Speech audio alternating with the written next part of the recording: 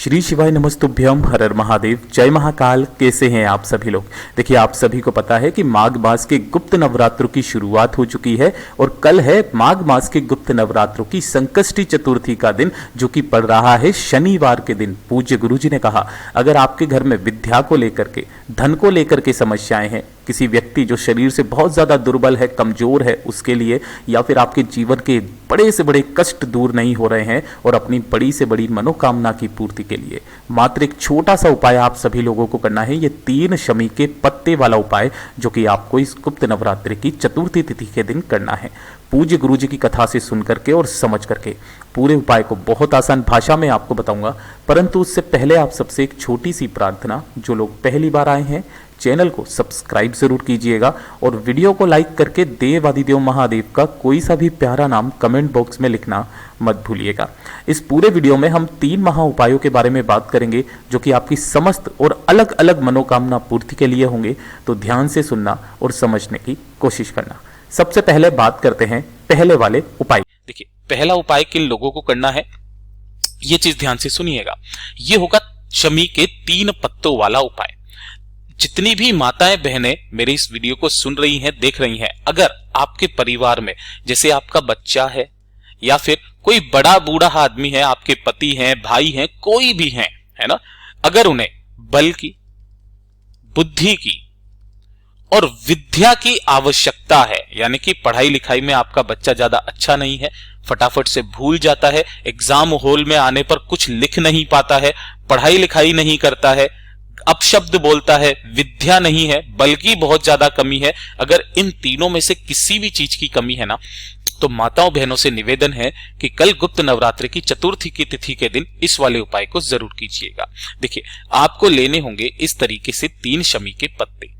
कैसे होने चाहिए शमी के पत्ते, जो खंडित ना हो, यहां से तोड़ना, और ये जो पूरा बड़ा गोले में बनाया है, ये एक शमी का पत्ता कहलाता है। आपको ऐसे 3 शमी के पत्ते चाहिए। पूज्य गुरुजी ने जब कथा में इस उपाय को बताया था ना, तब उन्होंने शमी के पौधे की महिमा इतनी बताई थी कि जिस घर में भी शमी का पौधा लगा हुआ रहता है और जिस घर का कोई भी एक व्यक्ति सुबह या फिर शाम को एक नियम से 1 दीपक गोल बाती का शमी के पौधे के नीचे लगा देता है ना, उस घर में सदैव शिव निवास करते हैं। उस घर पर कभी किसी तरीके का कोई संकट आ ही नहीं सकता। तो एक काम जरूर कीजिएगा, हमेशा अपने घर में एक शमी का पौधा जरूर रखें।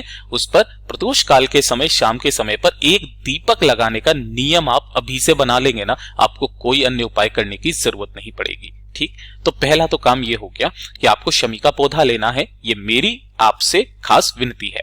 अब बात करते हैं, 3 शमी के पत्ते आपने ले लिए इस वाले उपाय के लिए, और साथ ही साथ लेना है आपको 1 लोटा शुद्ध जल अपने घर का। ठीक है, एकदम ताजा जल लेना है आपको, और साथ ही साथ ले लेना होगा थोड़ा सा शहद, है ना। कितना लेना है, थोड़ा सा आपको शहद लेना है। अब ध्यान से सुनिएगा, जो आपने शहद लिया है ना, इस शहद को आपको इस लोटे के अंदर ही डाल लेना है, थोड़ा सा, जरा सा, 1 चम्मच, और इसे पानी के अंदर, जल के अंदर घोल लेना। घोल लोगे, इस लोटे को लेकर के 3 शमी के पत्तों को लेकर के पहुंच जाना बाबा के मंदिर शिवलिंग के पास में। जैसे ही आप यहां पर पहुंचेंगे, उत्तर दिशा, नॉर्थ डायरेक्शन की तरफ मुंह करके खड़े हो जाना। मैं हमेशा बताता हूं ताकि आप ना भूलो। ठीक है, अब ध्यान से सुनिएगा, इस वाले उपाय को आपको तुमरुका महादेव जी के नाम से करना होगा। जब आप यहां पर पहुंचे, जो भी पूजा पाठ अर्चना जैसे आप डेली जाते हो, तो जैसे करते हो वैसे आप कर लो, कोई दिक्कत नहीं है।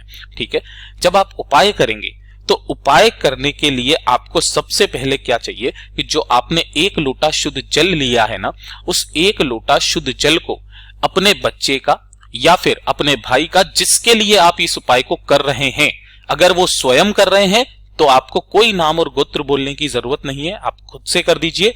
और अगर कोई और कर रहा है ना, तो या फिर आप किसी और के लिए कर रहे हैं, तो आपको उस व्यक्ति का नाम और गोत्र बोल करके 1 लोटा जो आपने शहद मिलाया हुआ है, वो शिवलिंग पर आपको समर्पित करना है। ओम नमः शिवाय, श्री शिवाय नमस्तुभ्यम, पंचाक्षरी मंत्र या षडाक्षरी मंत्र का स्मरण करते हुए। शहद का ये वाला जो संवाद है, पूज्य गुरुजी ने बताया कि ये आपके जीवन में आ रही बाधाओं की काट करता है। ठीक है। उसके बाद में आपके पास में जो 3 शमी के पत्ते हैं, उन 3 शमी के पत्तों में से पहला शमी का पत्ता आपको जलाधारी पर समर्पित करना होगा, जिसकी डंडी जलाधारी के नीचे की तरफ हो, इस तरफ में, ठीक है। ओम नमः शिवाय, श्री शिवाय नमस्तुभ्यम का स्मरण करते हुए।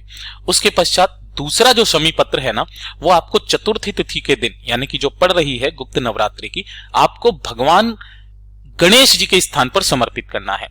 लेकिन अलग से समर्पित नहीं करना है। शिवलिंग पर जो ये राइट हैंड साइड का हिस्सा होता है, ये भगवान गणेश जी का स्थान होता है, भगवान गणेश जी का चरणाविंद होते हैं। आपको यहां पर दूसरा शमी का पत्ता समर्पित करना है। और जो तीसरा शमी का पत्ता है ना, वो आपको तुमरुका महादेव जी का नाम लेकर के शिवलिंग पर समर्पित करना है, उस बच्चे का नाम और गोत्र बोल करके, अपनी कामना कह करके कि उस बच्चे को बल की, बुद्धि की, विद्या की बहुत ज्यादा जरूरत है। साथ ही साथ इस वाले उपाय से आपकी धन की प्राप्ति भी होती है, आपके धन के, आय के नए स्रोत भी खुलते हैं। पूज्य गुरुजी ने कहा कि जो भी नवरात्रे पड़े, जो भी गुप्त नवरात्रे पड़े, उसकी चतुर्थी तिथि के दिन इस वाले उपाय को जरूर कीजिएगा, आपको निश्चय ही लाभ मिलेगा। पूज्य गुरुजी ने जैसा अपनी कथाओं में बताया, बिल्कुल वैसा ही मैंने आपको बताने का संपूर्ण प्रयास किया। अब ध्यान से सुनिएगा, जब आपने ये तीनों के तीनों यहां पर समर्पित कर दिए, 2 मिनट वहां पर बैठ करके महादेव जी का स्मरण जरूर करना और उसके पश्चात घर पर आ जाना। देखिएगा धीरे धीरे करके आपकी जो भी कामना होगी पूरी जरूर होगी। अब बात कर लेते हैं दूसरे वाले उपाय की। देखिए दूसरा वाला जो उपाय है ना, ये किन लोगों को करना है। अगर आपको लगता है कि जो आपके परिवार में बच्चे हैं, है ना, जो कि किसी न किसी नौकरी के लिए या बिजनेस के लिए काफी ज्यादा मेहनत कर रहे हैं, लेकिन उन्हें सफलता नहीं मिल रही, करियर में सफलता नहीं मिल रही है ना, वो काफी टाइम से सरकारी एग्जाम की तैयारी कर रहे हैं लेकिन नौकरी नहीं लग रही है। सरकारी एग्जाम हो गया या प्राइवेट नौकरी हो गई, अपने करियर में उन्नति पाने के लिए, है ना, साथ ही साथ तरक्की पाने के लिए इस वाले उपाय को चतुर्थी तिथि के दिन करना बिल्कुल भी मत भूलिएगा। यह वाला उपाय उसी व्यक्ति को करना है जिसके लिए यह जरूरी है, जिसको भी अपने करियर में उन्नति करवानी है, वही कर सकता है, कोई और नहीं कर सकता। ध्यान से सुनिएगा, इस वाले उपाय के लिए क्या करना है कि जो चतुर्थी तिथि पड़ रही है ना, इस दिन आपको क्या करना है, 1 लोटा शुद्ध जल अपने घर का लेना है सुबह के समय पर, ठीक है। ले लोगे सुबह या दिन में, जब भी आप स्नान करोगे ना, उसके पश्चात 1 लोटा शुद्ध जल लेना। थोड़े से लेने होंगे आपको सफेद तिल, ठीक है। ये जो सफेद तिल होते हैं ना, ये सफेद तिल आपकी करियर में तरक्की के लिए होते हैं। साथ ही साथ दूसरा एक और उपाय होता है इसका, अगर किसी ने आपके पैसे खा लिए हैं, उससे पैसे निकलवाने के लिए भी होता है, लेकिन वो उपाय अलग तरीके से किया जाता है। पहले इस उपाय को समझे। सफेद तिल आपको मात्र 1 चुटकी चाहिए। इसी के साथ में आपको चाहिए होगा 1 लौंग का जोड़ा। लौंग का जोड़ा का मतलब क्या है, आपको 2 लौंग लेनी है एकदम साबुत, जिसके ऊपर का ये फूल भी होना चाहिए, ठीक है ना। और आपको एक दीपक तैयार करना होगा, गोल बत्ती का, गाय के घी का दीपक, ठीक। इन सभी चीजों को जब आप नहा धो लें, है ना, स्नान ध्यान कर लें, नहाने धोने के पश्चात अपने घर के मंदिर में जो आपने एक कलश लिया है ना, इस कलश के अंदर ही आपको अपनी कामना कह करके, जिस तरक्की के लिए या करियर में सफलता पाने की कामना कह करके, इसके अंदर आपको सफेद तिल जो 1 चुटकी लिए हैं आपने, वो डाल देना है और अपना नाम और गोत्र बोल करके 1 लौंग का जोड़ा भी इसी के अंदर आपको डाल देना। इस कलश को उठाना और इस कलश को आपको गणेश जी के सामने इस तरीके से विराजमान कर देना है और इसी के सम्मुख में आपको एक गाय के घी का गोल बत्ती का जो दीपक आपने तैयार किया है उसे प्रज्वलित कर देना। जो भी आपको पूजा पाठ अर्चना करनी है अपने मंदिर में वो आप कर लेना। लेकिन जब चतुर्थी तिथि की शाम पड़ेगी, रात्रि को जब चंद्रमा निकल करके आएगा, तो उसी व्यक्ति को क्या करना है, ध्यान से सुनिएगा, उसी व्यक्ति को उस लोटे को वहां से उठाकर लेकर आना है और चंद्रमा को अर्घ देना है उसी लोटे से। जिसको करियर में तरक्की पानी है वही इस उपाय को कर सकता है। चंद्रमा को अर्घ देना है इसी लोटे से, किन महादेव जी के नाम से, चंद्रमौली महादेव के नाम से। ये चीज ध्यान दीजिएगा, चंद्रमौली महादेव जी के नाम से अर्घ दे देना। अर्घ देने के पश्चात वापस चले आ जाना। 1 से 2 चतुर्थी करके देख लीजिएगा, आपको करियर में सफलता मिलना निश्चित है। पूज्य गुरु जी का बहुत ही अद्भुत और अचूक उपाय है, जरूर कीजिएगा।